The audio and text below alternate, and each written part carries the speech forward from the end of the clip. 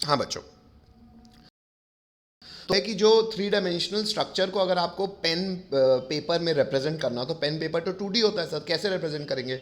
कुछ महानुभावों ने कुछ प्रोजेक्शन फॉर्मूले दिए हमें, हमने देखे भी, आइए उसे लिस्ट कर लें। तो पहला है 100 हॉर्स प्रोजेक्शन विच इज़ देखा घोड़ा। टेट्राहेड्रल कैसा होता है वो तो शायद आपने देखा ही हुआ है केमिकल बॉन्डिंग में, इसलिए वो मैंने दोबारा नहीं बताया है। सीधा 100 हॉर्स प्रोजेक्शन, क्योंकि मुझे अल्कीन्स के रिस्पेक्ट में बात करनी है। तो सी सिंगल बॉन्ड सी है, ये हाइड्रोजन, ये दूर से देखेंगे तो ट्रायंगुलर लगेगा, भले ये है टेट्राहेड्रल, पर मान लो हम इधर से दूर से देख रहे हैं तो हमको ये ट्रायंगुलर दिखेगा। और इसके पीछे अगर इनका ओरिएंटेशन है तो इसको इक्लिप्स्ड फॉर्म कहते हैं। अगर उसको मैं 180 डिग्री घुमा दूं तो ये वाला आ जाएगा नीचे, ये आ जाएगा इधर, ये आ जाएगा इधर, तो कुछ ऐसा दिखेगा, इसे स्टैगर्ड फॉर्म कहते हैं। तकलीफ यहां तक बच्चों? No sir. चलो, आई होप ये फोटो सबने बना ली होगी, यहाँ पे किसी को तकलीफ नहीं है। दूसरा प्रोजेक्शन है स्मॉल बी लिखा है, विच इज नो मान लिखा है इस बच्चे ने। सही स्पेलिंग क्या होगी बच्चों? New man. Hello, yes sir. ठीक है। तो दूसरा हो गया बच्चों न्यू मैन प्रोजेक्शन। अब न्यू मैन प्रोजेक्शन क्या है ये भी हमने समझा हुआ, आइए देख लें। न्यू मैन प्रोजेक्शन होता है कि भाई फ्रंट कार्बन को एक डॉट से रिप्रेजेंट कर दो, बैक कार्बन को एक सर्कल से रिप्रेजेंट कर दो। फर्स्ट कार्बन का अगर सिस्टम ऐसा है, बैक कार्बन का भी पीछे छुपा हुआ है, तो अपन वहीं से पॉइंट से डंडी उठा के दिखा सकते हैं कि भाई पीछे छुपा है, इक्लिप्स फॉर्म। उसको 60 डिग्री घुमा दोगे तो ये 60 डिग्री दिखा रहा है एंगल के रूप में भी, एक इधर एक इधर एक इधर, तो दिस इज स्टैगर्ड फॉर्म। ये ज़्यादा कन्वीनियंट है इसलिए इसको हम आगे यूज़ करेंगे। तकलीफ बच्चों? ठीक है बेटा। फिर इसी में एक्चुअली इसी नोट के अंदर एक बात है, क्या कहता है कि अगर जो थीटा है, यानी कि वो जो स्टैगर्ड फॉर्म में जो एंगल है, अगर वो 0 डिग्री है तो वो इक्लिप्स्ड है, और अगर वो 60 डिग्री है तो वो स्टैगर्ड कहलाएगा। सर 0 से 60 में भी तो कभी कभी रह सकता है वो, हाँ बेटा रह सकता है, लेकिन हम वो सारे ओरिएंटेशंस को कहते हैं स्क्यू फॉर्म। क्या कहते हैं? Skew form. मतलब अगर एंगल 0 है तो हम उसको नाम दे रहे हैं, अगर एंगल 60 डिग्री है तो हम उसको नाम दे रहे हैं, और 0 से 60 के बीच में कुछ भी है तो वो स्क्यू फॉर्म है। अब कोई बच्चा कहेगा कि सर अगर 60 से थोड़ा सा आगे बढ़ गया, तो ये मान लो 60 से थोड़ा सा इधर आ गया, लेट्स से यहाँ पे आ गया, तो भी कोई फर्क नहीं पड़ेगा। क्यों? क्योंकि अरे यार अब ये एंगल 60 से कम हो जाएगा, तो बात तो वही है। Hello, yes sir. ठीक है। तो आपने अगर 0 और 60 में नाम दे दिया है तो उसके अलावा कोई भी ओरिएंटेशन होगी उसको हम स्क्यू फॉर्म कहेंगे। क्या वो एग्जिस्ट कर सकती है? हाँ भाई, घूमता रहेगा तो कर सकती है। तकलीफ बच्चों यहाँ तक? No sir. ठीक है। अच्छी बात है, यहाँ पे हमने स्मॉल सी वेज डैश प्रोजेक्शन भी बताया हुआ है, हालांकि आपने केमिकल बॉन्डिंग में देखा है। अच्छा, वेज डैश प्रोजेक्शन हमने, इस बच्चे ने लिखा नहीं है। आइए, अगर आपने भी वेज डैश नहीं लिख पाए हो तो मदद कर दूं कि लिख चुके हो कोई बच्चा? हेलो, सर इसने लिखा है, आगे लिखा है सर, आगे वाले पेज में। आगे वाले पेज में लिखा है तो दिख तो नहीं रहा मेरे को। कहाँ है? यहाँ तो नहीं है। सर एक और आगे। अच्छा, तो वो पन्ना उल्टा कर दिया उसने। उसने पहले ये पेज होगा फिर ये पेज आएगा। चलो, तो ये हो गया बच्चों वेज डैश प्रोजेक्शन। आइए दिखा दूं आपको। अच्छा, पीछे वाला रिपीट हो गया है, ठीक है बेटा। तो ये हो गया वेज डैश प्रोजेक्शन। कैसे? दो बॉन्ड एक प्लेन में, एक outside the plane of paper जो कि सॉलिड वेज से दिखाया जाता है, और एक डैश से दिखाया जाता है which is below the paper या इनसाइड द पेपर। कोई तकलीफ? नो चलो सर। आगे बढ़ते हैं। अब उसके बाद बच्चों यहाँ पे, अब यहाँ से एक्चुअल कहानी स्टार्ट होती है, which is relative energies of conformers of ethane. मतलब जो सर नेचर में अलग अलग ओरिएंटेशन हैं ये एग्जिस्ट तो करते हैं, क्यों? क्योंकि फ्री रोटेशन पॉसिबल है। अच्छा, तो सर इनकी एनर्जी, मतलब ये एक ही कंपाउंड है तो भाई कंपाउंड है तो उसकी एनर्जी सेम होगी? नहीं बेटा, कंपाउंड की एनर्जी अलग अलग ओरिएंटेशन में अलग अलग होगी। कैसे सर? अरे यार खुद कोई सोच लो, तुम मान लो खड़े हो, दिन भर खड़े रहोगे तब ज़्यादा खुश हो, कि अगर आपको लेटने का मज़ा मिल जाए तो ज़्यादा कंफर्टेबल रहोगे? सर लेटेंगे तो नॉर्मल रिएक्शन ज़मीन से ज़्यादा मिलेगा। तो हमारी भी रिलेटिव स्टेबिलिटी, रिलेटिव एनर्जी हर ओरिएंटेशन में सेम तो नहीं है ना। हेलो, अभी खड़े होके पढ़ रहे हो कि बैठे हुए हो? Yes sir. बैठे हैं। तो बेटा आप भी नेचर में 3 डायमेंशनल स्पेस में अलग अलग ओरिएंटेशन लेते हो ना। Hello, yes sir. हर ओरिएंटेशन में आपकी एनर्जी स्टेबिलिटी सेम है? नहीं सर। हेलो, ठीक है, तो वैसे ही अगर अल्केन का फ्री रोटेशन पॉसिबल है तो इक्लिप्स्ड फॉर्म और स्टैगर्ड फॉर्म में ये बता रहा है कि इक्लिप्स्ड फॉर्म की एनर्जी ज्यादा है। एनर्जी ज्यादा है मतलब स्टेबिलिटी कम है। हाँ, क्योंकि किसी सिस्टम की अगर इंटरनल एनर्जी ज़्यादा होगी सर तो वो स्टेबल नहीं होगा, वो चाहेगा स्टेबल होना। तो मतलब कभी भी अल्केन किस फॉर्म में रहना चाहेंगे ज़्यादा?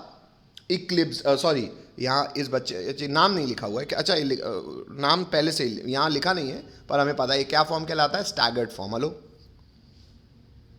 Yes sir. अच्छा, तो सर ये बात हमें कैसे पता चली बेटा? अलग अलग कन्फर्मेशंस को हमने एक्सपेरिमेंटली, स्टैटिस्टिकली, फैक्चुअली चेक किया और हमने इस ग्राफ को भी बनाया जो कि आपको याद भी होना चाहिए। इतनी बात तो हम समझ गए सर कि क्योंकि इक्लिप्स्ड फॉर्म में कॉन्स्टिट्यूएंट एटम्स एक के पीछे एक हैं तो उनके बीच में सर हैं तो वो एटम्स, एटम्स मतलब न्यूक्लियस और उनके से घिरे हुए इलेक्ट्रॉन। सर अगर इलेक्ट्रॉन से घिरा हुआ है तो माइनस माइनस तो रिपेल करेगा ना, भीड़ भाड़ हो जाएगी। Hello, yes sir. और भीड़ भाड़ हो जाएगी तो भीड़ भाड़ में तो सर इंटरनल एनर्जी बढ़ेगी ना। उससे तो अच्छा यही है कि ये इधर है और ये थोड़ा सा उससे मुंह दूर किए हुए, तो दोनों को सफिशिएंट एनर्जी रहेगी एक जगह रहने की। Hello, yes sir. ठीक है, यहाँ तक कोई किसी को तकलीफ? ठीक है, नो सर। इस बात को एक्सपेरिमेंटली हमने ऑब्जर्व किया और वैल्यू भी हमने ईथेन के लिए निकाली हुई है, ये याद होनी चाहिए ऑब्वियसली। यहाँ से हम ये डंडी खींच के बता रहे हैं कि एनर्जी स्टैगर्ड फॉर्म की कम है और इक्लिप्स्ड फॉर्म की ज़्यादा है। और कभी भी फॉर इंस्टेंस हम स्टार्ट करते हैं ईथेन की, मान लो वो इक्लिप्स फॉर्म से चालू है, 60 डिग्री बाद स्टैगर्ड होगा तो एनर्जी घटेगी, फिर इक्लिप्स आएगा तो 60 डिग्री बाद तो बढ़ेगी फिर घटेगी। बात समझ रहे हो? हेलो, ये कंटिन्यूअस जाएगा। हेलो, और हमने एनर्जी भी निकाली, ये दोनों फॉर्म्स के बीच में एनर्जी डिफरेंस कितना है? 12.5 किलो जूल पर मोल। हेलो, ठीक है। नेक्स्ट बच्चों, रोमन नंबर 3 इसी नोट में है, which is conformational isomers of butane. अब ये अच्छा है बेटा, क्यों? क्योंकि इसमें और फॉर्म्स दिखेंगे आपको, लेकिन इथेन तक बात अगर आपको पता है बच्चों तो स्कूल लेवल तक का आपका काम हो जाएगा। यहाँ पे आप लोग जेई डाल देना, ये आप लोग स्कूल लेवल के से छोड़ भी सकते हो, लेकिन मैं आगे कंटिन्यू कर रहा हूँ, ठीक है। तो अब कन्फर्मेशनल आइसोमर्स ब्यूटेन के कैसे बनाओगे सर? आइए देखते हैं। भाई ब्यूटेन मतलब 4 कार्बन की चेन। अच्छा सर, रोटेशन तो हर कार्बन के अलॉन्ग होगा, पर मैं आपको दिखाने की कोशिश कर रहा हूँ C2 और C3 यानी कि सेकेंड कार्बन और थर्ड कार्बन के बीच में। यहाँ तक कंफर्टेबल हो? अच्छा, यहाँ से आप लोग ने लिखा हुआ है कि शायद यहाँ से नहीं लिखा होगा क्योंकि अपन ने सिर्फ ईथेन तक समझा है। लिखा है ये भी? नहीं लिखा। यहाँ ऊपर यहाँ ऊपर डायग्राम तक सबने लिखा हुआ है? Yes sir. चलो, तो बच्चों एक काम करते हैं अपन, देखो आप लोग जब भी मैं समझाता हूँ, समझाने के बाद ये मैंने 12th में यही करना चालू किया ऑर्गेनिक में। क्यों? क्योंकि सर ऑर्गेनिक में ना मेन मेहनत लगती है चीज़ों को याद रखने में। और पता है चीज़ें याद कैसे होंगी बच्चों? मेरे से गारंटी ले लो, आपको 2 महीने बाद ये सब कुछ भूल जाएगा। द मोमेंट आप फिजिकल या इनऑर्गेनिक मतलब इस चैप्टर से दूरी बनाओगे, ये पूरा शिफ्ट डिलीट हो जाएगा सिस्टम से। सर कैसे करें, फिर क्या करें? बेटा रिवाइज करने का, इनफैक्ट चीज़ों को पढ़ने का सबसे अच्छा तरीका होता है चीज़ों को रीड करते हुए, इस स्पीड से रीड करना कि हिंदी समझ में आती रहे। आप तो और अच्छी स्थिति में हो because we have blessing in disguise which is the recording of the class. YouTube में आप प्लेबैक स्पीड को 1.5 कर सकते हो ताकि मेरी गाना और जल्दी सुन पाओ। हेलो, तो वो गाने को सुनते हुए बच्चों नोट्स को रीड करना, और ये एक दिन नहीं बच्चों, रोज करना। एक फिक्स समय बना लो दिन में, या मैक्सिमम सबसे बेस्ट टाइम तो होता है बच्चों सुबह उठो, और ज़्यादा नहीं, मैं आपसे सुबह का आधा घंटा मांग रहा हूँ, केवल आधा घंटा केमिस्ट्री के नोट्स उठा के रीड बस कर लो बच्चों। सिर्फ रीड ऐसे करना कि आपको हिंदी समझ में आए। मैं गारंटी ले रहा हूँ बच्चों 5वें 6वें दिन आपको नोट्स कंठस्थ हो जाएंगे। और पता है कैसे? गाने जैसे। गाने लिख लिख के रटे हो, कोई भी गाने आपको आते होंगे बच्चों तो आपने सुना होगा केवल, और शायद याद हो गए होंगे। Hello, yes sir.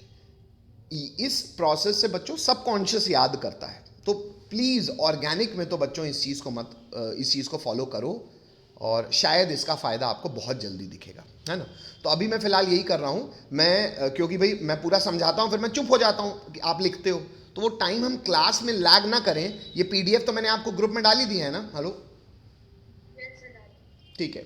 तो और इसमें जो भी प्लस माइनस वाली चीज़ें जो मैं सुधार रहा हूँ वो आपको पता ही। अच्छा, इससे फ़ायदा क्या हो जाएगा सर, क्लास सुनेंगे, क्लास सुनने के बाद एक्चुअली हमारा काम दुगना हो जाएगा। कैसे? हम जैसे क्लास खत्म होगी हम वैसे ही विद इन 30-40 मिनट्स या विद इन 20 मिनट्स आपको रिकॉर्डिंग मिल जाती है। Hello, yes sir. 20 मिनट्स का ब्रेक ले लिया और उसके बाद दोबारा रिकॉर्डिंग को स्टार्ट किया 1.5 के प्लेबैक स्पीड से। यूट्यूब में प्लेबैक स्पीड से बढ़ाते आती है। Yes sir. उससे होगा ये कि आपको मास्टर एक ही चीज़ दो बार पढ़ाया, आपका पढ़ भी लिया, आपने रिवीजन भी कर लिया, और जब आप प्लेबैक स्पीड को 1.5 रखते हुए सुनोगे तो आपको लिखने का भी समय मिलता जाएगा। हेलो, बात समझ रहे हो? तो आपका पढ़ते सार ही रिवीजन भी होता जाएगा। लेकिन इसमें एक चीज़ बहुत ज़रूरी लग रही है, क्या? मास्टर मेहनत दुगनी हो गई। अरे यार, तो रिवीजन के लिए कंपल्शन भी तो हो गया। Hello, yes sir. मेरी बात समझ रहे हो? यस सर, समझ रहे हैं। तो मैं आपसे टाइम थोड़ा सा ज़्यादा मांग रहा हूँ बस केवल इस चीज़ को करने के लिए, और बच्चों से फ़ायदा आपका बहुत होना है। प्लीज़ इसको फॉलो करिए, ठीक है? चलो, तो अब मैं लिखने का टाइम नहीं दे रहा हूँ, मैं गाना गाता जा रहा हूँ। नोट्स आपके पास हैं, आप इस गाने को दोबारा सुनते हुए इसको लिखोगे। मैं आगे बढ़ रहा हूँ। तो फिलहाल अब पेन वेन रख दो और केवल मेरी बात को ध्यान से सुनते रहो। सर, हम सेकेंड और थर्ड कार्बन के बीच में कन्फॉर्मेशन देखना चाह रहे हैं। हाँ बेटा, क्यों सर, क्या हो जाएगा, आइए देखते हैं। तो बेटा, सेकेंड और थर्ड कार्बन में सेकेंड कार्बन को हम मानेंगे फ्रंट कार्बन, क्योंकि हम न्यूमैन ड्रॉ करने वाले हैं, और थर्ड कार्बन को मानेंगे बैक कार्बन। आगे बढ़ जाऊँ? Yes sir. अच्छा, यहाँ पे देखो, सेकंड के नीचे F लिखा हुआ है, थर्ड के नीचे B लिखा हुआ है, मतलब फ्रंट और बैक आपको इनको मारना है। सर, उससे क्या हो जाएगा, आइए दिखाऊं बेटा, बहुत अच्छी चीज़ मिलेगी आपको। अभी ऊपर के ग्रीन कलर की जानकारी को छोड़ रहा हूँ, अब आगे देखो बच्चों। नेक्स्ट हम आगे लिख रहे हैं कन्फॉर्मेशनल आइसोमर्स ऑफ ब्यूटेन। अब ये क्या है सर? अभी जो अपन ने देखा, सेकेंड कार्बन कौन सा है बच्चों मेरा? ये वाला दिख रहा है सबको, जिसको मैंने डॉट बना दिया। Hello, yes sir. अब खुद सोचो बेटा, जो सेकेंड कार्बन है उसके पास दो तो H2 होंगे और एक होगा फर्स्ट कार्बन, जिसको मैं मिथाइल Me लिख देता हूं, CH3 नहीं लिखता। Hello, methyl group. और एक उसका बॉन्ड होगा बैक कार्बन के साथ, जिसको मैं गोले से रिप्रेजेंट कर रहा हूं, यानी कि वो दूसरा CH2। हेलो, अच्छा, जब हम इसको यहां से सामने से देखेंगे, फ्रंट कार्बन अगर मेरे लिए ये है, तो ये डंडा तो मुझे दिखेगा नहीं, तो ये डंडा इसलिए हम न्यूमैन में ड्रॉ भी नहीं करते। ये तो समझ में आता है आपको लास्ट क्लास से कि इसको बताने की आवश्यकता है। हेलो, यस सर, समझ में आता है। ठीक है। तो बच्चों, ये हो गया अगर मेरा सेकेंड कार्बन कौन सा, ये जो मैंने डॉट बनाया है। तो अब खुद बताओ, इसके तीन बॉन्ड्स होंगे जो टेट्राहेड्रल होते हैं पर दूर देखने को ट्रायंगल होते हैं, वो क्या हो जाएंगे सर? एक हो जाएगा मिथाइल, ऊपर मैंने ऊपर बना दिया, हो कहीं भी सकता है, एक हाइड्रोजन नीचे, एक हाइड्रोजन ऐसे, कोई दिक्कत? अच्छा, नो सर। अब अगर हम इक्लिप्स से ही सर अपने समझ को शुरू करते हैं, तो पीछे वाले कार्बन का भी वही हाल होगा, CH2 और Me। तो Me पीछे, HH पीछे और ये HH पीछे। हेलो, ये है तो इक्लिप्स फॉर्म, लेकिन इस इक्लिप्स फॉर्म को मैं कह रहा हूं फुली इक्लिप्स्ड फॉर्म। क्यों सर, मैं बताऊंगा, पर खैर फुली इक्लिप्स्ड ये इसलिए है, फुली इसलिए लगा रहा हूं क्योंकि एक्चुअली मिथाइल को छुपा लेगा, हाइड्रोजन को यहां पीछे का कोई नहीं दिखेगा, तो फुली इक्लिप्स लिख सकता हूं इसको। Hello, yes sir. This is confirmation number 1। Hello, yes sir. Front carbon को मेरे भाई फिक्स रखा और पीछे वाले कार्बन को मैं 60 डिग्री घुमाता जा रहा हूँ। पीछे वाले कार्बन 60 डिग्री घूम जा, मिथाइल यहाँ से इधर आ जाएगा, यानी कि यहाँ। पीछे वाला हाइड्रोजन नीचे पहुँच जाएगा, यानी कि, अच्छा सॉरी, ये नीचे, ये बच्चे ने बनाए नहीं बच्चों, ये पहुँच जाएगा हाइड्रोजन। बात समझ में आ रही है? ये H, यस सर। ठीक है। ये रिकॉर्डिंग देखोगे आपको दिख जाएगा सुधार क्या करना है। और ये पीछे वाला ऊपर पहुँच जाएगा, देखो यहाँ पहुँच गया। Hello, yes sir. हेलो, क्या ये स्टैगर्ड फॉर्म है? स्टैगर्ड यही ना होता है 60 डिग्री का एंगल। Hello, yes sir. अच्छा, लेकिन इस स्टैगर्ड को मैं स्टैगर्ड नहीं कह रहा, गौशे स्टैगर्ड कह रहा हूं। इंग्लिश देख लो, स्पेलिंग है GAUCHE, गौशे। क्या स्पेलिंग है? GAUCHE, gauche staggered. क्या? Gauche staggered. मैं, इस बच्चे ने गड़बड़ लिखा हुआ है, मैं यहाँ पे सुधार कर दे रहा हूँ। आप जब लिखेंगे तो आप रिकॉर्डिंग देखते हुए लिखेंगे। This is gauche staggered form. Hello, simply कई लोग इसको गौशे स्टैगर्ड भी कहते हैं या केवल गौशे भी कह सकते हैं। क्यों सर स्टैगर्ड को गौशे स्टैगर्ड क्यों कह रहे हो? बेटा क्योंकि और भी यहाँ स्टैगर्ड बनेंगे जो कि ये नहीं होंगे। आइए देखते हैं। तो दूसरा स्ट्रक्चर समझ में आता है, स्ट्रक्चर क्रमांक 2। कन्फॉर्मेंट बोलना चाहिए, स्ट्रक्चर नहीं, क्योंकि है तो एक ही कंपाउंड, स्ट्रक्चर तो सेम है सबका, बस ओरिएंटेशन अलग अलग है ना। Hello, yes sir. ठीक है, आगे बढ़ते हैं बच्चों। फिर फ्रंट कार्बन को मैं फिक्स रख रहा हूं और पीछे वाले कार्बन को मैं फिर से 60 डिग्री और घुमा रहा हूं। उससे होगा ये कि मिथाइल आ जाएगा इस हाइड्रोजन के पीछे। हेलो, यहां ड्रॉ नहीं है तो मैं ड्रॉ कर रहा हूं। मिथाइल कैसे इसके पीछे बनाओगे? ये। Hello, yes sir. यहां वाला जो हाइड्रोजन मिटा हुआ है वो पहुंच जाएगा यहां पे, जो कि इस बच्चे ने बनाया हुआ है। हेलो,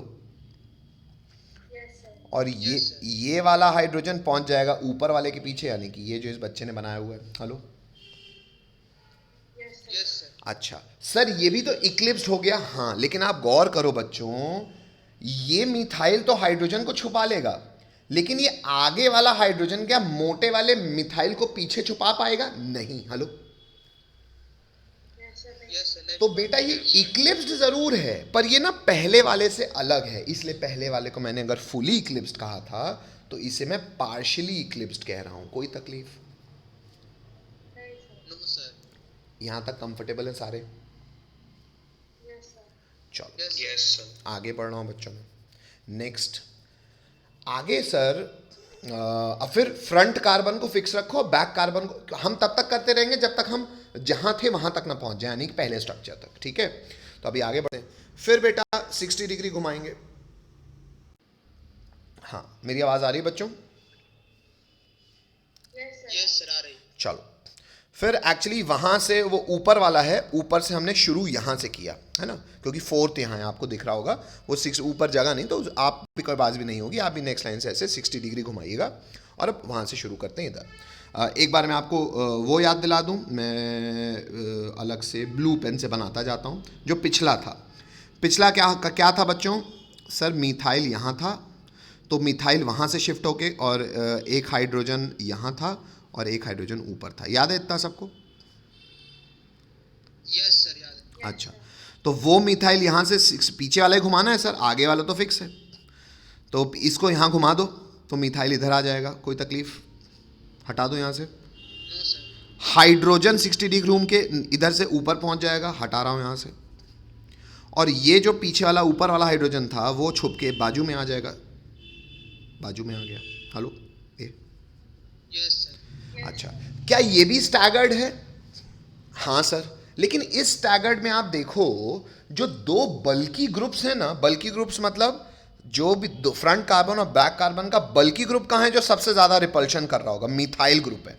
इसका मिथाइल मोटा सा और इसका मिथाइल मोटा सा। बेटा इस स्टैगर्ड में देखो ये दोनों एक दूसरे के एकदम ऑपोजिट हैं, और अगर जो स्टैगर्ड दूसरे नंबर पे अपन ने बनाया था उसमें आप देखो तो जो बल्की ग्रुप्स थे वो एक दूसरे से 60 डिग्री में थे। Hello, yes sir. मोटे मोटे ग्रुप 60 डिग्री में, भाई रिपल्शन तो फिर भी ग्रुप्स में होगा ही, लेकिन फिर भी मोटे मोटे ग्रुप 60 डिग्री में रहेंगे तो ज्यादा दूर हैं कि एक दूसरे से ऑपोजिट रहेंगे तो ज्यादा दूर हैं? अपोजिट रहने पर। अच्छा, तो मतलब स्टैगर्ड भले सर दूसरा भी है, स्टैगर्ड ये भी है। जब वो 60 डिग्री में थे तो मैंने उसे इंग्लिश में कहा गॉशे स्टैगर्ड, और जब वो एक दूसरे के ऑपोजिट हो गए तो मैंने इसे कहा एंटी स्टैगर्ड। दिख रहा है? Yes sir. नहीं समझ में आता है? आगे सर। ठीक है, आगे बढ़ रहा हूं बच्चों में, अभी भी कहानी मेरी खत्म नहीं हुई। मैं 60 डिग्री अभी, क्योंकि सर अभी भी पहले पे पहुंचो तो आइए अभी आगे और बढ़ाते हैं। फिर आप क्या करें सर, बेटा ये हमारा चौथा स्ट्रक्चर था, फिर फ्रंट को फिक्स करो, पीछे को 60 डिग्री घुमाओ, तो ये मिथाइल पहुंच जाएगा हाइड्रोजन के पीछे, देखो पहुंच गया। Yes sir. अच्छा, ये लेफ्ट वाला हाइड्रोजन पहुंच जाएगा मिथाइल के पीछे, देखो पहुंच गया। Yes sir. ये राइट वाला हाइड्रोजन पहुंच जाएगा इस हाइड्रोजन के पीछे, देखो पहुंच गया। लेकिन इस बच्चे ने ये भी ड्रॉ नहीं किया ये। Hello, yes sir. तकलीफ बच्चों?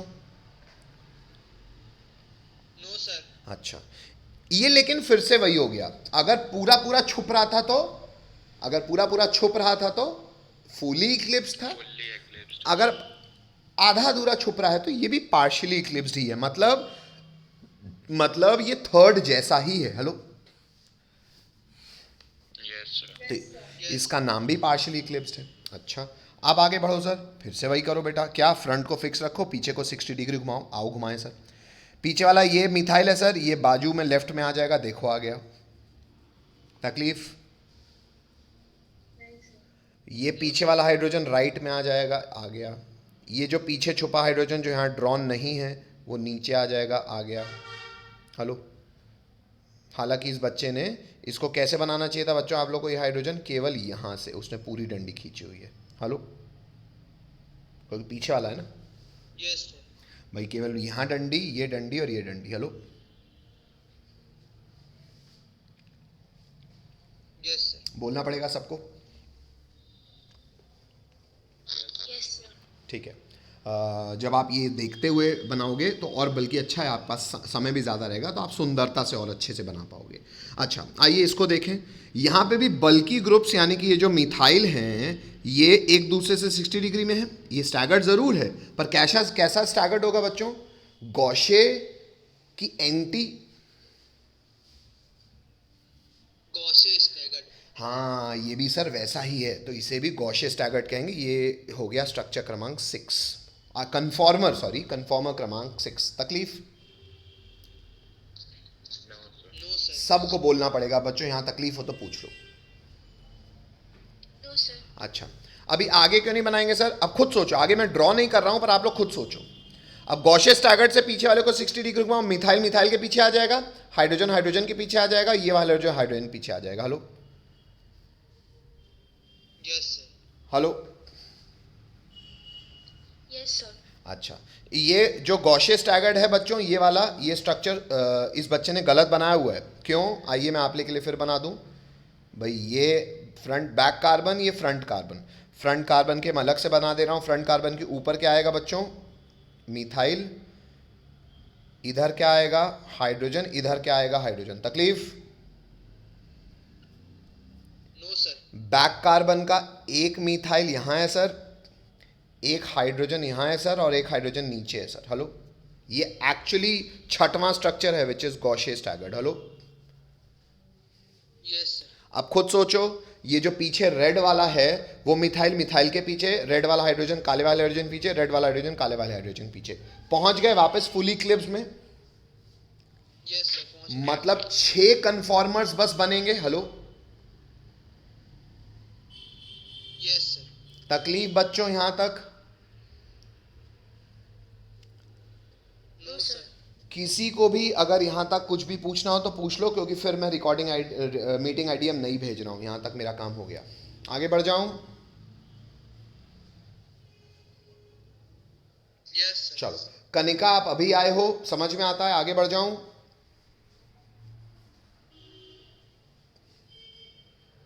चलो आगे बढ़ रहा हूँ बच्चों में। नेक्स्ट, फिर से मीटिंग आईडी भेज रहा हूँ, फिर से आइए।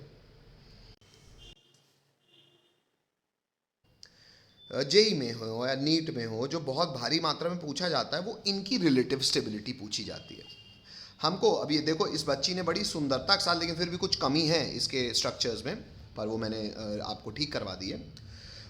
ये जो सारे 6 के 6 कन्फॉर्मर्स हैं, इनकी रिलेटिव एनर्जीज़ की बात करनी है। अच्छा, रिलेटिव एनर्जीज़ की बात करने में सबसे पहले मैं आपको एक बेसिक बात याद दिलाऊंगा बच्चों। कभी भी इक्लिप्स्ड कोई भी हो, चाहे फुली हो चाहे पार्शली हो, इक्लिप्स्ड वाले में तो बच्चों एक ग्रुप और दूसरा ग्रुप एक दूसरे के पास ही होगा ना रिलेटिवली। Hello, yes sir.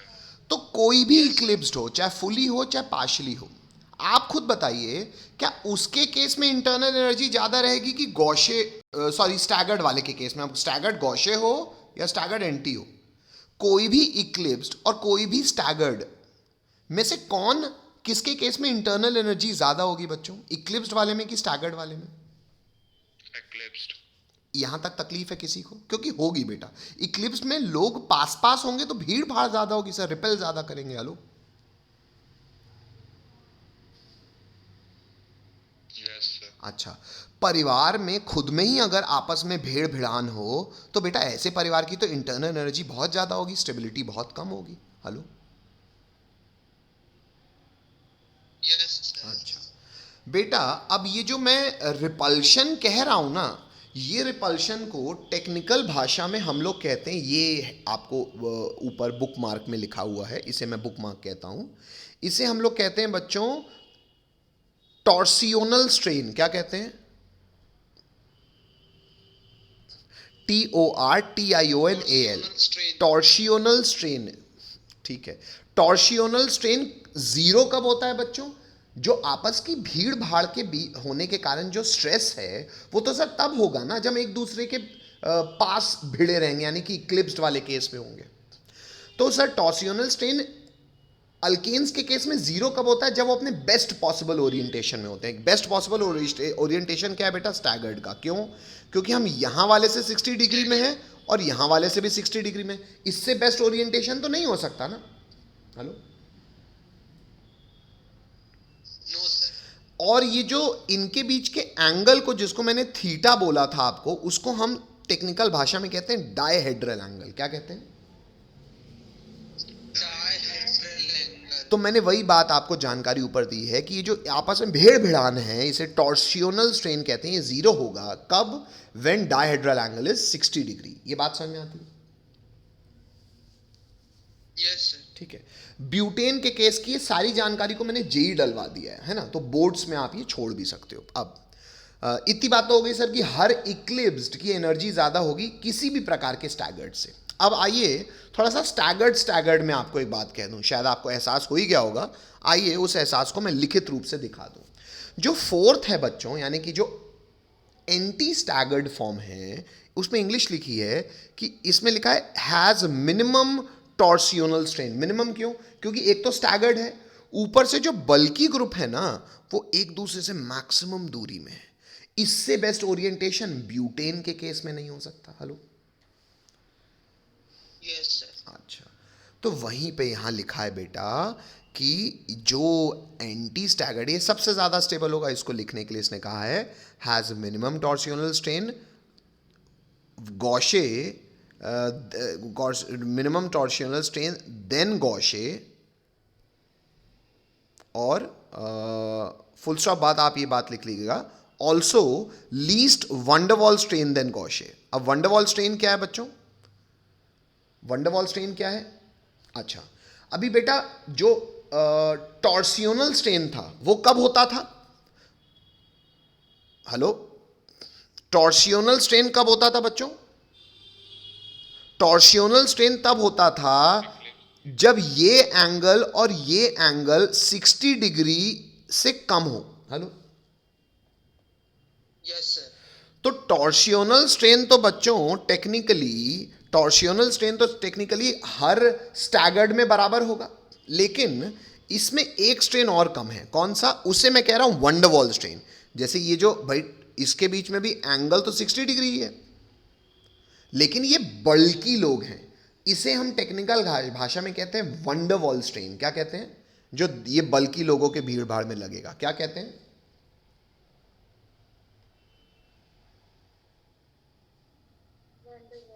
अच्छा, तो मतलब इंग्लिश इस बच्चे ने अभी भी गलत लिखी है। एक्चुअली टॉर्सियोनल स्ट्रेन इन दोनों में बराबर होगा, क्योंकि दोनों के केस में डायहेड्रल एंगल तो 60 डिग्री है। तो आइए इंग्लिश में सुधरवा देता हूं, वही लिखा है has minimum torsional strain, full stop. ठीक है,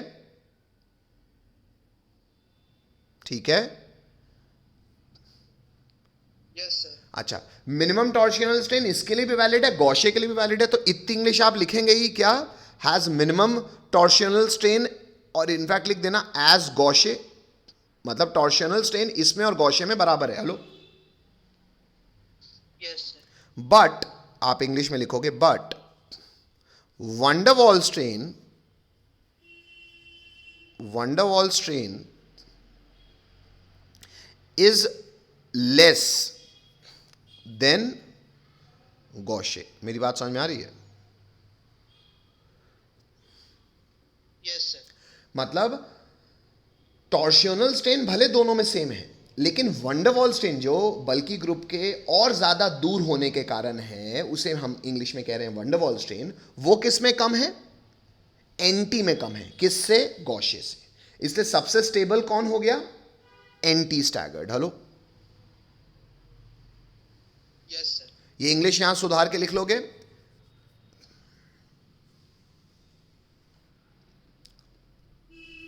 बोलना पड़ेगा बच्चों। चलो मैं आगे बढ़ रहा हूं। नेक्स्ट बेटा, नेक्स्ट आगे बेटा। अब इसकी रिलेटिव एनर्जीज की बात कर लेते हैं, है ना। आइए, वो जो स्ट्रेन था, वो स्ट्रेन को हमने रोमन नंबर 4 में इंग्लिश में भी डिफाइन किया हुआ है। आइए इंग्लिश पढ़ लीजिए। बोल रहा है रिपल्शन इंटरैक्शन, इसको लिखना आप लोग repulsive interaction, repulsive interaction between electron cloud of constituent groups attached with the tetrahedral carbon with which affect the stability of a conformational isomer is called torsional strain। फिर से, रिपल्सिव इंटरैक्शन यानी कि एक दूसरे से रिपेल करने की प्रक्रिया between electron cloud of constituent group, जो ग्रुप्स लगे हैं कार्बन से, उनके बीच में जो इलेक्ट्रॉन क्लाउड के बीच में जो रिपल्शन है, attached with the tetrahedral carbon which affect the stability of a conformational isomer is called torsional strain. मतलब वो जो डाईहेड्रल एंगल है एक कार्बन और दूसरे कार्बन के लोगों के बीच का, वो इलेक्ट्रॉन क्लाउड के बीच में जो रिपल्सिव इंटरैक्शन होता है, उसे कहते हैं हम टॉर्शनल स्ट्रेन। हेलो,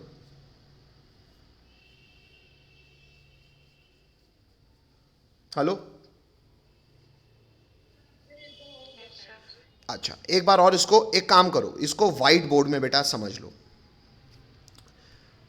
क्योंकि एक्चुअली व्हाइट बोर्ड में आपको थोड़ा सा और क्लैरिटी मिल जाएगी। देखो बच्चों, मैं टॉर्शनल स्ट्रेन पता है किसको कह रहा हूं, ये फ्रंट कार्बन है, उसका ये बॉन्ड, ये बॉन्ड, ये बॉन्ड, अब ग्रुप कोई भी हो, मैं ग्रुप लिख ही नहीं रहा। Hello,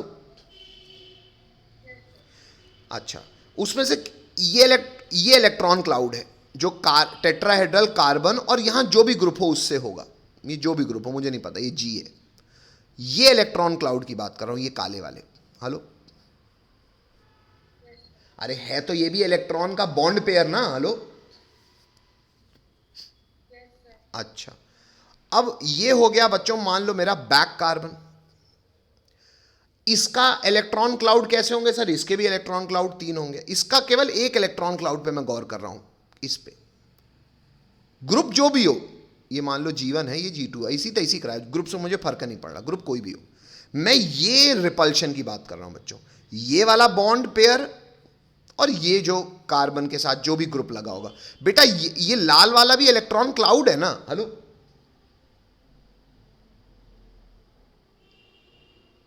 hello, yes sir. ये काला वाला भी इलेक्ट्रॉन क्लाउड है ना।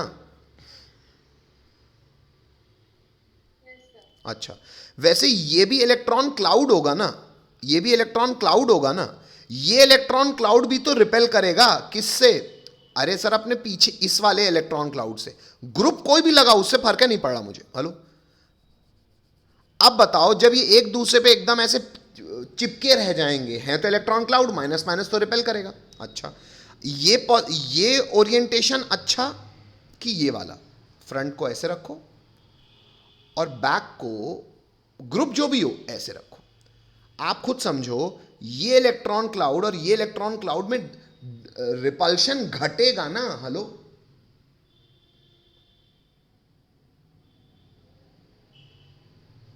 हेलो, बेटा इनके रिपल्शन को मैं कह रहा हूं टॉर्सियोनल स्ट्रेन।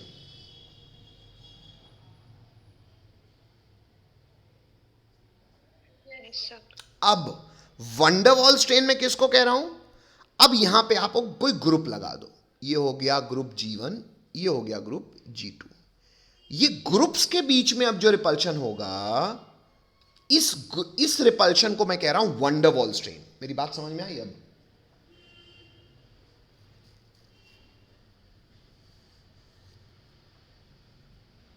भाई ये ग्रुप भी तो, अगर मान लो ये ग्रुप मिथाइल है, तो ये मिथाइल मान लो यहां पे G1 मिथाइल है। अब अगर वो मिथाइल है सर, मिथाइल तो अपने आप में टेट्राहेड्रल होगा, मतलब दो बॉन्ड एक प्लेन में, एक outside the plane of paper, एक inside the plane of paper. Hello,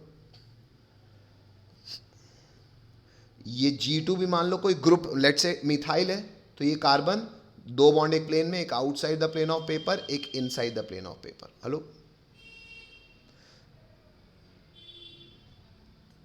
बोलना पड़ेगा। अच्छा, इन ग्रुप्स के भी कुछ एटम्स होंगे, लेट से हाइड्रोजन।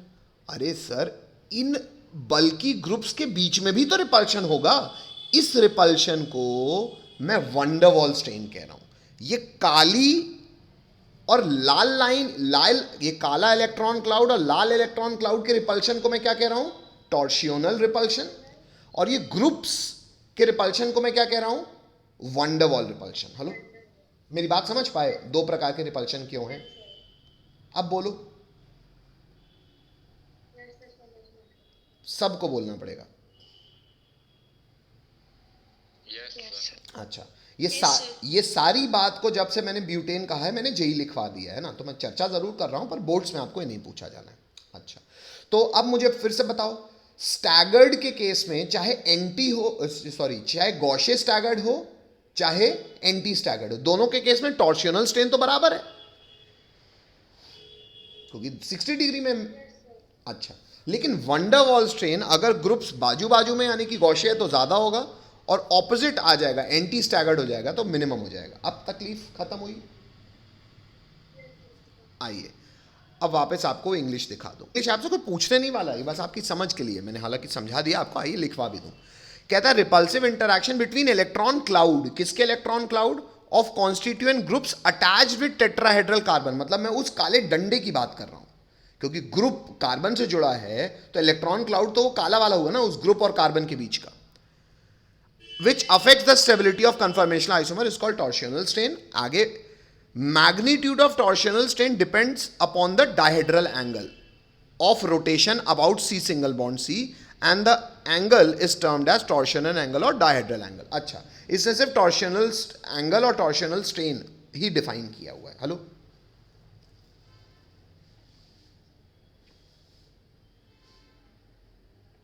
हेलो, अच्छा, इसने वंडरवॉल शायद डिफाइन नहीं किया हुआ, मैं एक बार चेक भी कर लूं। हाँ, वंडरवॉल नहीं डिफाइन किया हुआ है। ठीक है बेटा, आगे बढ़ता हूं मैं। नेक्स्ट, अब ये क्या है? ये रिलेटिव एनर्जी है। आइए, ये रिलेटिव एनर्जी के ग्राफ को इसने बड़ा साफ सुथरा लिखा, बनाया हुआ, अच्छी बात है। हालांकि इसने सिर्फ स्ट्रक्चर के नंबर लिखे हैं। अच्छा, मैं आपको याद दिला देता हूं, सब लोग याद दिलाओ मुझे। स्ट्रक्चर 1 क्या था बच्चों? Fully eclipsed. क्या था? अच्छा, पीछे वाले को घुमाओगे, स्ट्रक्चर 2 क्या हो जाएगा बच्चों? गॉशे स्टैगर्ड। स्ट्रक्चर 3 हो जाएगा पार्शियली इक्लिप्स्ड। स्ट्रक्चर 4 हो जाएगा एंटी स्टैगर्ड। स्ट्रक्चर 5 हो जाएगा फिर से, नहीं इक्लिप्स बेटा, स्टैगर्ड के बाद इक्लिप्स आएगा ना, पार्शियली इक्लिप्स्ड। हेलो, स्ट्रक्चर 6 क्या हो जाएगा? वापस गॉशे स्टैगर्ड, और वापस हम पहुंच जाएंगे फुली स्टैगर्ड में, यानी कि स्ट्रक्चर 1 में। हेलो, अच्छा, अच्छी बात है बच्चों। इस बच्चे ने ये जो ग्राफ बनाया हुआ है, ये ग्राफ गड़बड़ है, और कोई बात नहीं, क्योंकि इसको मैं काट भी दे रहा हूं, क्योंकि इसने आगे सही बनाया हुआ है। ये गड़बड़ है, आगे बढ़ा रहा हूं मैं। आइए दूसरे वाले से इस बात को फिर से, खैर अगर हम गलत में भी बात को समझ पा रहे हैं तो इसमें और अच्छे से समझ जाएंगे। वाह वाह, इसने ये बहुत अच्छे से बनाया हुआ है, सामने देखो। अच्छा, अब खुद बताओ, स्टैगर्ड ज़्यादा स्टेबल होंगे कि इक्लिप्स्ड? चाहे कोई भी हो, स्टैगर्ड की एनर्जी कम होगी, इक्लिप्स की ज़्यादा होगी। एनर्जी ज़्यादा मतलब स्टेबिलिटी कम। हेलो, अच्छा, सबसे ज़्यादा स्टेबल कौन होगा बच्चों? एंटी स्टैगर्ड, एएस लिखा हुआ है। हेलो, उसकी एनर्जी सबसे मिनिमम होगी, इसलिए उसको मैंने सबसे, उस डॉटेड लाइन सबसे मिनिमम बना दी। हेलो, उससे ज्यादा एनर्जी होगी गॉशे स्टैगर्ड की, उसकी एनर्जी का लाइन मैंने ये बना दी। हेलो, अच्छा, इक्लिप्स्ड स्टैगर्ड से तो ज्यादा ही एनर्जी वाले होंगे, यानी कि कम स्टेबल होंगे, लेकिन इक्लिप्स भी दो प्रकार के हैं। अच्छा, फुली इक्लिप्स्ड में वंडरवॉल स्ट्रेन ज्यादा होगा कि बेटा पार्शियली इक्लिप्स्ड में?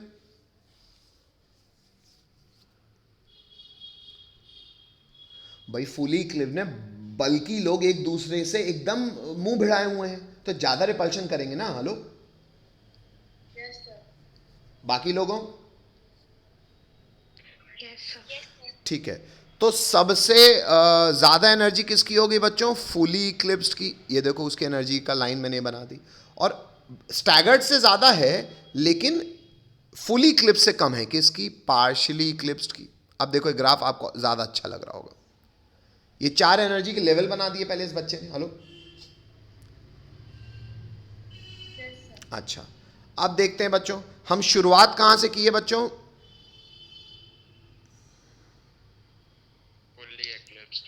सेकंड कहां पहुंचा बच्चों? थर्ड कहां आया बच्चों? फोर्थ कहां आया बच्चों? फिफ्थ कहां आया बच्चों? सिक्स्थ कहां आया बच्चों?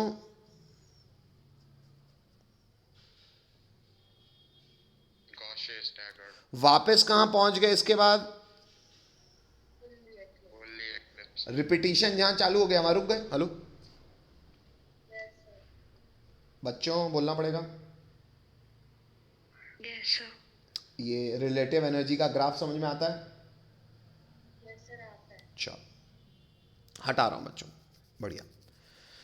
तो ये वाला ग्राफ इस बच्चे ने सही बनाया हुआ है। अगेन ये सब जेई की बातें हैं। और अब स्टेबिलिटी आप खुद ही कह सकते हो, एनर्जी का ग्राफ आपको ऊपर दिख रहा है, जिसकी एनर्जी ज़्यादा उसकी स्टेबिलिटी कम। तो सबसे स्टेबल हो गया एंटी स्टैगर्ड, फिर गॉशे स्टैगर्ड, फिर पार्शियली इक्लिप्स्ड, फिर फुली इक्लिप्स्ड।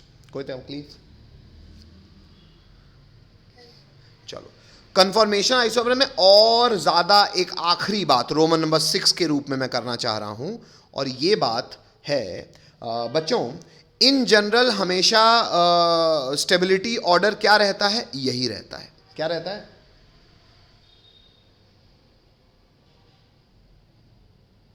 क्या रहता है?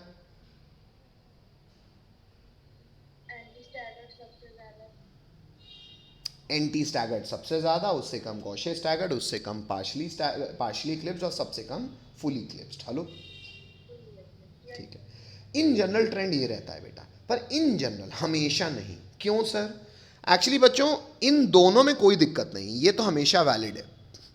एक्चुअली ना एंटी स्टैगर्ड और गॉशे स्टैगर्ड में कभी कभी चेंज हो जाता है। क्यों सर? इतनी पंचायत सुनाए होते चेंज कैसे हो जाएगा? ये तो लॉजिकली करेक्ट लग रहा है हमको। आइए दिखाऊं। देखो बेटा, इंग्लिश ये लिखी है कि in case of intramolecular H bonding. Intramolecular H bonding मतलब बच्चों, इंट्रा मतलब जब मॉलिक्यूल के अंदर ही हो जाए, क्या? H bonding. तो गॉशे स्टैगर्ड मोर स्टेबल हो जाता है। कैसे सर? जैसे एक एग्जांपल देखो, CH2OH और CH2OH हम सबको पता है। इसका अगर IUPAC से नाम करोगे तो this will be ethane 1,2 diol. Hello, आप लोग लिख भी लीजिएगा, इसका IUPAC से नाम क्या हो जाएगा बच्चों?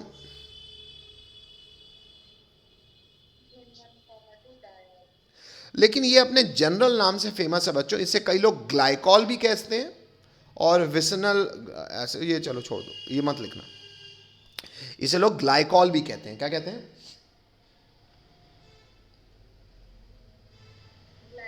ठीक है।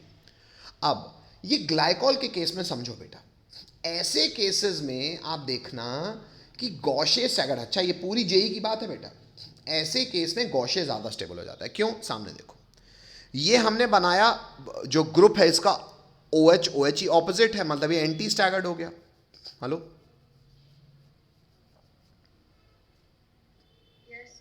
अगर बेटा लेकिन OH ऐसे केस में बाजू में होगा यानी कि गॉसियन स्टैगर्ड होगा, तो बेटा हाइड्रोजन की डेल्टा पॉजिटिविटी और ऑक्सीजन की डेल्टा नेगेटिविटी भी एक दूसरे को अट्रैक्ट करने का मौका मिल जाएगा।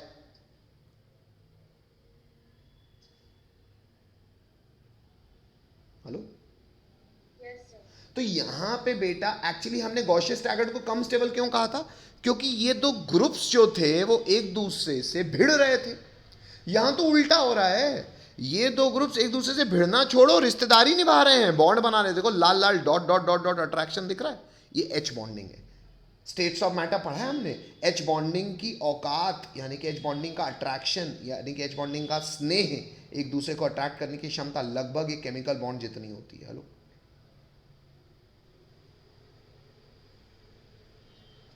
Hello sir. हाँ बोल बेटा। सर पर इसके हिसाब से तो एक्लिप्स्ड में सबसे ज्यादा वो होना चाहिए स्टेबल। नहीं बेटा, इक्लिप्स्ड में टॉर्सियोनल भिड़ जाएगा ना बेटा। टॉर्सियोनल मतलब समझा? इक्लिप्स्ड में ये वाले डंडे, अरे तुम जो भी हो, मैंने बोला था ना, ये वाले डंडे भिड़ जाएंगे ना। यस। अरे ये वाले डंडे भिड़ गए तो तुम जो भी हो क्या फर्क पड़ता है?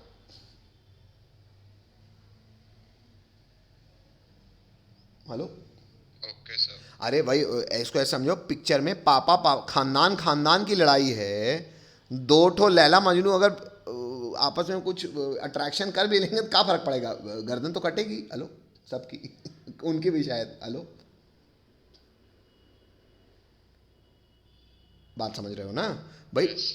तो इसीलिए इक्लिप्स को तो कंपेयर ही नहीं कर सकते ना। क्यों? क्योंकि वहां पे तो टॉर्शनल स्ट्रेन हावी है। हेलो, ठीक है। तो यहां पे टॉर्शनल स्ट्रेन तो दोनों में बराबर है, दोनों में मिनिमम है। अच्छा, लेकिन ग्रुप्स जो कि गॉसियन स्टैगर्ड के केस में एक दूसरे से रिपेल कर रहे थे, यहां रिपल्शन छोड़ो, वो एक दूसरे को पसंद कर रहे हैं। इसलिए गॉसियन स्टैगर्ड ऐसे केसेस में जब इंट्रामोलिकुलर एच बॉन्डिंग हो जाती है तो ज़्यादा स्टेबल हो जाता है एंटी स्टैगर्ड से। ये एकमात्र ऐसा केस है। हालांकि जब जब एच बॉन्डिंग होगी, सर एच बॉन्डिंग कब होती है बेटा? O bond H, N bond H और F बॉन्ड H के केस में। मालूम है केमिकल बॉन्डिंग से? कोई तकलीफ बाकी लोगों? ठीक है।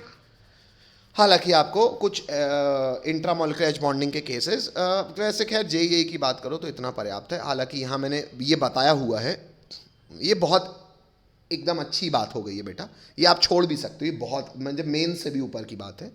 कि मान लो एक तरफ OH है और दूसरी तरफ G है, तो G क्या क्या हो सकता है कि इंट्रामोलिकुलर एच बॉन्डिंग देखी जाए, ये मैंने आपको सारे पॉसिबल केसेस बता दिए हैं। एक तरफ OH होना ही चाहिए, दूसरी तरफ G, OH हो सकता है, NH2 हो सकता है, HF हो सकता है, कार्बोक्सिलिक एसिड का ग्रुप हो सकता है क्योंकि ये डबल बॉन्ड O और ये H अट्रैक्ट कर सकता है, NH2 हो सकता है और NHR हो सकता है, एटसेट्रा। हेलो, हाँ बेटा, ये मतलब ये एक्चुअली आपको बहुत भारी लगेगा, ये इतना मेंस तक में भी ये एडवांस की बात हो जाएगी, जो इसको छोड़ देना। हेलो, चलो बाकी लोगों तकलीफ यहाँ तक? चलो मैं आगे बढ़ रहा हूँ बेटा। यहाँ से अल्केन्स यानी कि हमारे हाइड्रोकार्बन का पहला वर्टिकल समाप्त होता है, यहाँ से हाइड्रोकार्बन का दूसरा वर्टिकल शुरू होता है विच इज़ अल्कीन्स। ठीक है, चलो थोड़ा सा अल्कीन्स भी मैं आपको, हालांकि आपको अभी खुद लिखना है वो मैं समझ रहा हूँ, लेकिन मैं ये मान के चल रहा हूँ कि वही बच्चे के लिए ज़्यादा काम होगा जो बच्चा खुद को JEE या नीट के लिए सीरियस मान रहा है। वरना मैंने बोल दिया कायदे से ब्यूटेन का बाकी लोगों जो JEE खुद को बोर्ड के हिसाब से केवल पढ़ने का सोच रहे हैं, वो ब्यूटेन से लिखना तक नहीं। तो इसीलिए क्योंकि उनको नहीं लिखना तो उनके लिए तो काम बहुत कम है, और सर हमारे लिए ज़्यादा हो जाएगा। तो बेटा तुम लोग JEE पढ़ना भी चाह रहे हो तो फिर मेहनत भी ज़्यादा करो। चलो तो मैं अल्कीन्स शुरू कर रहा हूँ। चलो अल्कीन्स में जैसे हमने अल्केन्स में देखा था, सबसे पहले हम क्या पढ़े थे बेटा, याद करो? Nomenclature and isomerism. हेलो, ठीक है। यहाँ पे भी सबसे पहले हम नॉमेनक्लेचर और जो इतने आइसोमर्स दिखा सकता है, स्ट्रक्चरल आइसोमर्स। अब यहाँ पे मैं फिर से बात कर दूँ, स्ट्रक्चरल आइसोमर और स्टीरियो आइसोमर क्या होता है? आइए यहाँ से आपको दिख भी जाएगा। स्ट्रक्चरल आइसोमर का अर्थ होता है बच्चों, जब दो या दो से अधिक कंपाउंड्स का मॉलिक्यूलर फॉर्मूला सेम हो लेकिन ढांचा यानी कि स्ट्रक्चर ही अलग हो, जो कि हमने अल्केन्स में भी देखा था, चेन, पोजीशन। हेलो, आईयूपीएसी नाम ही अलग आएगा ना। हेलो, अच्छा, लेकिन स्टीरियो आइसोमर क्या होते हैं? जब मॉलिक्यूलर फॉर्मूला और आईयूपीएसी नेम यानी कि स्ट्रक्चर दोनों सेम हो, अलग क्या हो? 3 डायमेंशनल स्पेस में ओरिएंटेशन। लेकिन सर अगर 3 डायमेंशनल स्पेस में ओरिएंटेशन का फर्क होगा तो वो तो एक ही कंपाउंड का होगा। नहीं बेटा, अल्केन्स के केस में वो नॉन ट्रू होते हैं। अभी हम अल्कीन देखेंगे, इसके केस में हम देखेंगे कि 2 या 2 से अधिक कंपाउंड भी मिलेंगे आपको, उनका स्ट्रक्चरल फॉर्मूला भी सेम होगा, लेकिन 3 डायमेंशनल स्पेस में ओरिएंटेशन अलग अलग होगी और अलग अलग कंपाउंड्स होंगे। वो कैसे सर? आइए देखेंगे अभी, ठीक है। तो नॉमेनक्लेचर एंड आइसोमरिज्म अल्कीन्स में, सबसे पहले हम अल्कीन के केस में बेसिक काम कर रहे हैं, यानी कि स्ट्रक्चरल आइसोमरिज्म पढ़ रहे हैं। तो सवाल से एग्जाम्पल से इस चीज़ को पढ़ रहे हैं। एग्जाम्पल है कि draw and name all isomers of alkyne obtained having general formula C5H10 and also mention their isomeric relation among each other, और केवल स्ट्रक्चरल बताना है, एक्सक्लूडिंग ज्योमेट्रिकल इसलिए लिखा है क्योंकि स्टीरियो आइसोमर्स नहीं सोचने हैं, तो ये आप लिखना भी मत, है ना, क्योंकि अभी हमें पता ही नहीं है ज्योमेट्रिकल क्या होता है ना। तो अभी हम मान रहे हैं आपको केवल स्ट्रक्चरल आइसोमर्स बनाना है, ये ज्योमेट्रिकल ये लिखना भी मत आप, क्या होता है आगे देखेंगे अपन, ठीक है। सवाल समझ में आता है सबको? ठीक है। अफर्मेशंस थोड़े से बच्चों मुझे चाहिए हैं, है ना, तो क्लास थोड़ा सा रुझान बना रहता है। चलो अब सर ये कैसे करेंगे बेटा? अल्केन्स में भी सिखाया था मैंने, आइए देख लें। देखो 5 कार्बन है और 10 हाइड्रोजन है, मतलब अनसैचुरेशन तो है, तो अल्कीन तो होगा। आइए गौर करें, 5 कार्बन को सीधे बना दिया पहले, फिर आओ डबल बॉन्ड के साथ खेलें।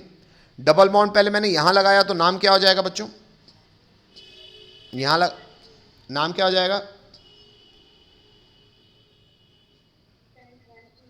पेंटवानीन। तकलीफ?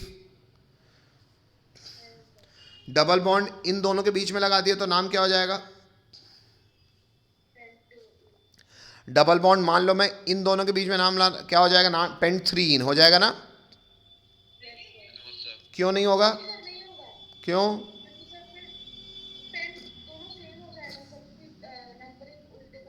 एग्जैक्टली, नंबरिंग इधर से हो जाएगी सर, तो ये अभी भी पेंट2इन ही रहेगा। इसलिए केवल कितने पॉसिबल नाम आए? 2, जिसमें 5 की चेन बनी, तो ये 2 नाम हो गए। हेलो, 2 स्ट्रक्चर हो गए। हेलो, अच्छा, 5 की चेन के साथ और कुछ कर सकते हो? नहीं। तो क्या सीखा था हमने अल्केन में? 5 में से 1 कार्बन तोड़ लो, तो मेन चेन कितने कार्बन की बचेगी? 4। फिर एक कार्बन को क्या करो? ब्रांच के रूप में लगाओ। पहले में नहीं लगाओ, इसमें मत लगाओ क्योंकि वापस 5 की चेन हो जाएगी। दूसरे में लगाओ या तीसरे में लगाओ, बात एक है, क्योंकि जहां भी लगाओगे 2 वही कहलाएगा। तो लेट से मैंने यहां लगा दिया। ये ढांचा सबको समझ में आता है? लेकिन अभी इस ढांचे में आपको एक चीज और सजानी है, क्या? अनसैचुरेशन, क्योंकि C5H10 है, यानी कि CnH2n है, मतलब अनसैचुरेशन होगा। आइए डबल बॉन्ड लगाएं। तो सबसे पहले डबल बॉन्ड मैंने यहां लगा दिया, ये 2 के बीच में। नाम क्या हो गया? नाम बताओ।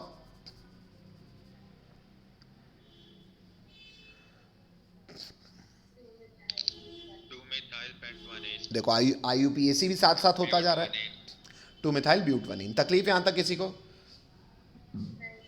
अच्छा, अब कई लोग कहते हैं सर मल्टीपल बॉन्ड, मैं आपके लिए अलग से बना देता हूं। कई लोग कहते हैं सर ये ढांचे को ऐसा रहने दो और मल्टीपल बॉन्ड आप यहां लगा लो, तो ये अलग हो जाएगा। इसका नाम बताओ, जो मैंने बनाया उसका नाम बताओ। सर नाम इसका अभी भी सेम रहेगा। हाँ, कैसे? अरे यार, मल्टीपल बॉन्ड को मेन चेन में लेना होता है, तो मेन चेन हो जाएगी 1 2 3 4। अब ये ब्रांच हो जाएगी, तो अभी भी ये 2 मिथाइल ब्यूट 1इन ही रहेगा, मतलब ये 3rd ही है। हेलो हेलो, किसी को तकलीफ? अच्छा, इससे साबित क्या हुआ सर? 4 के ढांचे में डबल बॉन्ड यहां लगाओ या यहां लगाओ, बात सेम है। हेलो हेलो, ऑप्शन आ गया डबल बॉन्ड अब यहां लगाने का, तो हमारा चौथा स्ट्रक्चर हो गया। देख लीजिए, चौथे स्ट्रक्चर में डबल बॉन्ड मैंने यहीं लगाया है, दिख रहा है सबको ये? अच्छा, इसका नाम क्या हो जाएगा बच्चों? कोई दिक्कत? ठीक है। मल्टीपल बॉन्ड फिर आखिरी वाले में भी लगा सकते हो, यहां पे तो ये भी लगाया हुआ है मैंने, देखो आखिरी वाले में नाम देख लो, अलग आएगा इसका, नंबरिंग इसकी यहाँ से होगी क्योंकि मल्टीपल बॉन्ड को मिनिमम नंबर देना है। इसका नाम क्या हो जाएगा? 3-methyl-butadiene। ठीक है, ये नाम से आपको समझ में आ जाएगा कि ढांचे अलग अलग हैं और इसलिए ये सब स्ट्रक्चरल आइसोमर्स हैं। ठीक है, हटा दूं, तकलीफ किसी को यहाँ तक? ठीक है, तो यहाँ से बच्चों आपने थोड़ा बहुत आइसोमरिज्म भी रिवाइज हो गया और ये भी। अब रिश्तेदारी देख लेते हैं। स्ट्रक्चरल आइसोमर तो हैं, लेकिन क्या कौन से प्रकार के स्ट्रक्चरल आइसोमर, आइए गौर करें बेटा। 1 और 2 में अगर आप देखो तो उन्हें पोजीशन आइसोमर कह रहा हूं मैं। क्यों? आओ दिखा दूं। पोजीशन आइसोमर्स की डेफिनेशन क्या होती है बच्चों? पोजीशन आइसोमर्स की डेफिनेशन होती है कि मेन चेन का साइज सेम होना चाहिए और केवल पोजीशन में फर्क होना चाहिए। किसका? या तो ब्रांच का या तो डबल बॉन्ड का। यहां फिलहाल डबल बॉन्ड की पोजीशन में फर्क है, तो ये क्योंकि मेन चेन का साइज सेम है इसलिए आप पोजीशन खो गए। तो आप दोनों कौन हो गए? पोजीशन। हेलो, ठीक है। अच्छा, चेन आइसोमर कब होते हैं? जब तुम्हारा मेन चेन का ही साइज, और अगर मेन चेन का साइज अलग होता है तो हम फिर पोजीशन नहीं देखते। तो इनफैक्ट मैं आपको ऐसे ही समझा देता हूं। यहां पे इसने भले अजीब सा लिखा हुआ है, नहीं फिर अच्छा एक और बात, 3rd 4th 5th आपस में क्या हो जाएंगे बच्चों? क्योंकि 3rd 4th 5th 3rd 4th 5th तीनों में मेन चेन का साइज कितने कार्बन का है? 4 कार्बन का। हेलो, तो मेन चेन का साइज सेम होना चाहिए और पोजीशन में फर्क होना चाहिए, चाहे ब्रांच की हो चाहे मल्टीपल बॉन्ड का हो, किसी की भी का हो, तो आप पोजीशन कहलाओगे। और चेन आइसोमर कौन होंगे बच्चों? मैं भले आपको ऐसे समझा देता हूं, फर्स्ट और सेकंड में किसी भी एक को ले लो और 3rd 4th 5th में किसी भी एक को ले लो। मतलब फर्स्ट और सेकंड में कोई भी एक मेंबर को बुलाओ और 3rd 4th 5th में किसी भी एक मेंबर को बुलाओ। मेरी बात समझ गए? मान लो ये काला वाला हो गया पाकिस्तान और लाल वाला हो गया हिंदुस्तान, तो पाकिस्तान से किसी भी एक आदमी को बुला लो, हिंदुस्तान से किसी भी एक आदमी को बुला लो। ये रैंडम किसी को भी पिक करोगे, इन दोनों के बीच में रिश्ता क्या होगा? इन दोनों के बीच में रिश्ता क्या होगा? क्यों? क्योंकि काले वाले 2 में से किसी को भी उठाओगे तो मेन चेन होगी 5 की, लाल वाले में किसी की भी 3 को उठाओगे तो मेन चेन होगी 4 की। क्योंकि 5 और 4 मेन चेन का साइज है, फर्क है, तो ये चेन आइसोमर्स कहलाएंगे। हेलो, ये आप चेन आइसोमर ऐसे ही लिखना अपना कॉपी में। हेलो, नहीं समझ में आता? ठीक है, तो ये एग्जाम्पल से बच्चों हमने आइसोमरिज्म भी रिवाइज कर लिया और IUPAC भी हमको थोड़ा बहुत समझ में आ गया। आइए एग्जाम्पल 2 लिखते हैं। अब जो मैंने आपको कहा था ना ज्योमेट्रिकल आइसोमरिज्म वाली बात, वो समझने का समय आया है। अच्छा खैर, अब मैं यहाँ पे रुक जा रहा हूँ बच्चों। क्यों? क्योंकि 1 घंटे के लिए आपका